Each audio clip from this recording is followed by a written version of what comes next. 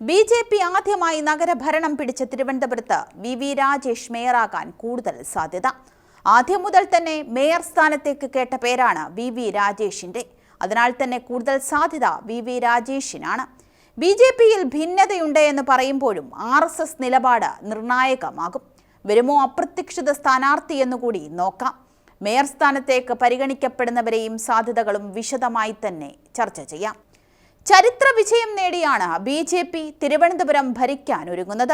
അത്ഭുതങ്ങളോ അട്ടിമറികളോ സംഭവിച്ചില്ല എങ്കിൽ വി രാജേഷ് ആദ്യ മേയറാകുമെന്ന അഭ്യൂഹങ്ങൾ പരക്കുന്നുണ്ടെങ്കിലും അപ്രതീക്ഷിത സ്ഥാനാർത്ഥിക്കുള്ള സാധ്യതയും പ്രതീക്ഷിക്കാം. ബി.ജെ.പിയുടെ നേതാവ് വി രാജേഷ്, ശ്രീലേഖ എന്നിവരുടെ പേരുകളാണ് സജീവ പരിഗണനയിലുള്ളത്. എന്നാൽ സംസ്ഥാന നേതൃത്വത്തിന് കൂടുതൽ താൽപര്യം വി രാജേഷ് മേയറാകുന്നത് ആണെന്നാണ് റിപ്പോർട്ടുകൾ പറയുന്നത്. കൗൺസിൽ നടപടിക്രമങ്ങളിൽ പരിചയമുള്ളയാളെ മേയർ സ്ഥാനത്തേക്ക് പരിഗണിക്കണമെന്ന അഭിപ്രായവും പാർട്ടിയിലുണ്ട്. മേയർ തെരഞ്ഞെടുപ്പിൽ LDFും UDFും മത്സരിക്കുമെങ്കിലും ഏറ്റവും വലിയ ഒറ്റക്കക്ഷി എന്ന നിലയിൽ ബി.ജെ.പി. സ്ഥാനാർത്ഥിക്ക് വിജയമുറപ്പാണ്. കേരളത്തിൽ നിന്നുള്ള ആദ്യ വനിതാ IPS ഉദ്യോഗസ്ഥയായ ശ്രീലേഖയ്ക്ക് ഭരണപരമായ പരിചയമാണ് മുതൽക്കൂട്ടാവുക. ബി.ജെ.പി. കേന്ദ്ര നേതൃത്വത്തിന്റെ അഭിപ്രായം കൂടി പരിഗണിച്ച ശേഷമായിരിക്കും അന്തിമ പ്രഖ്യാപനം. തിരുവനന്തപുരം കോർപ്പറേഷനിലെ കൊടുങ്ങാനൂർ വാർഡിൽ നിന്നാണ് വി രാജേഷ് വിജയിച്ചത്. വി രാജേഷ് മേയറായാൽ ശ്രീലേഖ ഡെപ്യൂട്ടി മേയർ ആകുമെന്നും റിപ്പോർട്ടുകൾ പുറത്തുവരുന്നുണ്ട്. 21-ന് കൗൺസിലർമാരുടെ സത്യപ്രതിജ്ഞയ്ക്ക് ശേഷമേ മേയർ തെരഞ്ഞെടുപ്പ് ചർച്ചകളിലേക്ക് കടക്കൂ എന്ന് പറയുമ്പോഴും RSS ബി.ജെ.പി. കേന്ദ്രങ്ങളിൽ ചർച്ചകൾ സജീവമാണ്.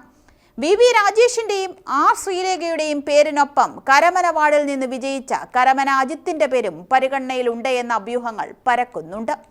തലസ്ഥാന നഗരത്തിന്റെ ആദ്യ ബി.ജെ.പി. മേയറാകാൻ വി രാജേഷിന് കേന്ദ്ര നേതൃത്വത്തിന്റെ സമ്മതം കൂടി മതി എന്ന് പറയുമ്പോഴും ABVP, യുവമോർച്ച സംസ്ഥാന അധ്യക്ഷൻ, ബി.ജെ.പി. ജില്ലാ അധ്യക്ഷൻ എന്നീ നിലകളിൽ പ്രവർത്തിച്ച അനുഭവം രാജേഷിന് മുതൽക്കൂട്ടാണ്.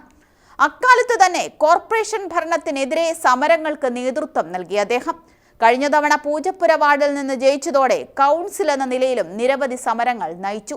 ഇതെല്ലാം സംസ്ഥാന നേതൃത്വം പരിഗണിച്ചു.